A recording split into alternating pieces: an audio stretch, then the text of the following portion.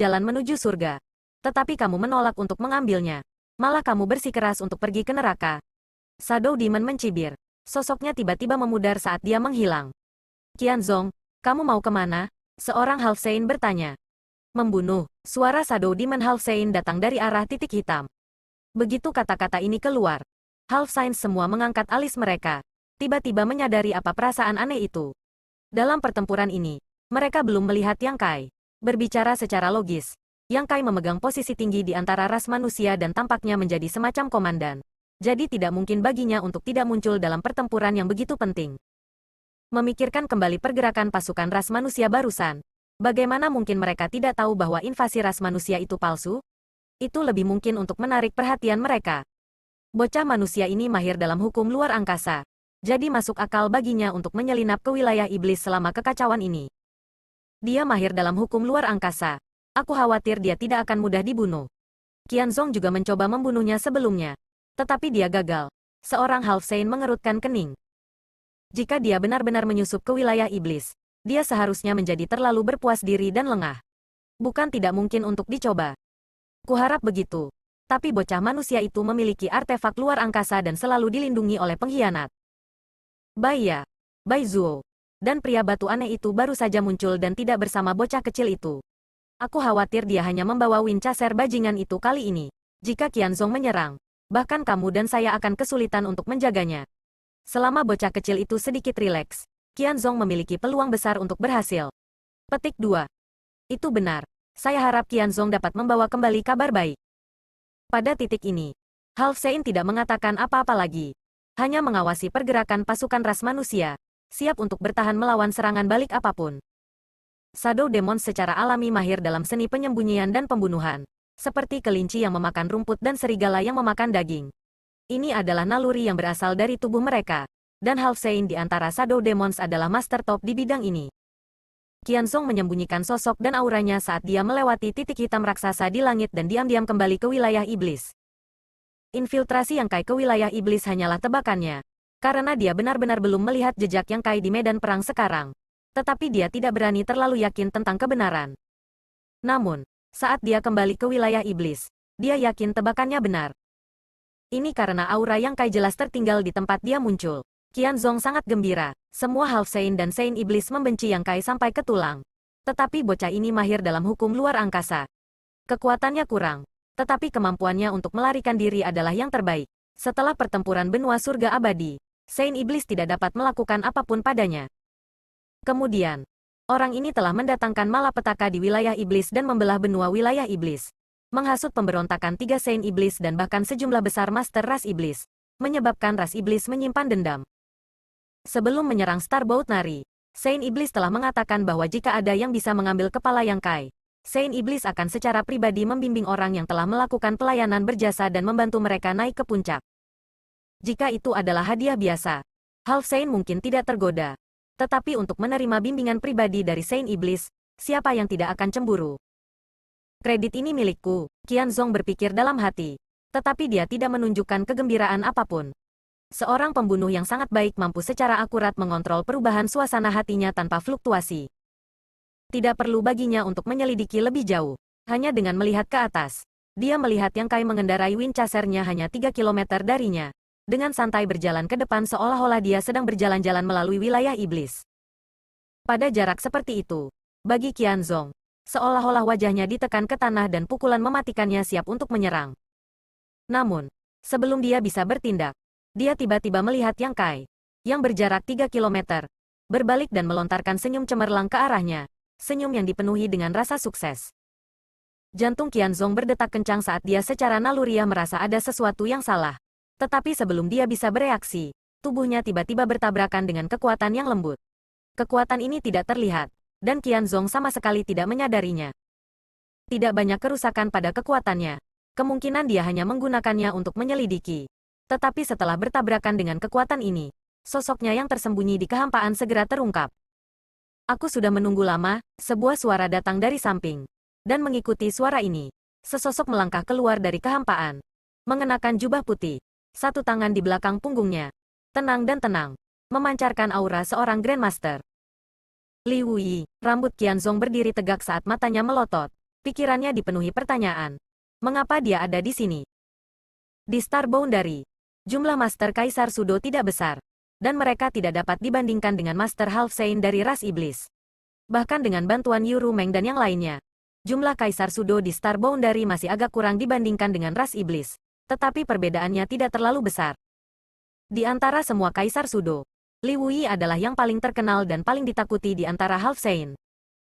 Ini karena setidaknya 3 Half Saint telah mati di tangannya. Ini adalah eksistensi yang berdiri di atas semua Kaisar Sudo dan Half Saint lainnya. Orang nomor satu di bawah Kaisar Agung Star Boundary bukanlah lelucon. Meskipun Qianzong cukup kuat untuk tidak menempatkan Kaisar Sudo Star Boundary di matanya, dia tidak berani meremehkan Li Wuyi. Oleh karena itu, saat dia melihat Li Wuyi, Qianzong mengerti bahwa ini adalah jebakan.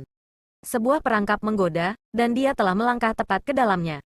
Tanpa ragu sedikit pun, sosok Qianzong membalas, dan tidak jauh di belakangnya adalah lorong dua dunia.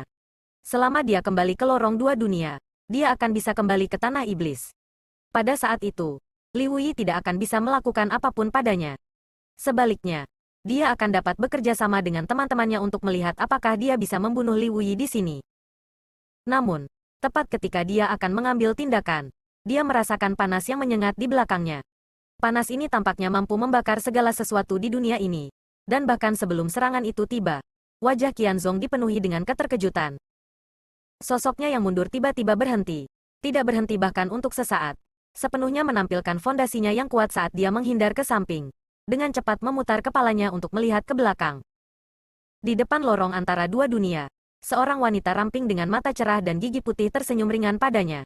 Dia membentuk segel tangan dan cahaya api terbang keluar seperti naga, mengejarnya.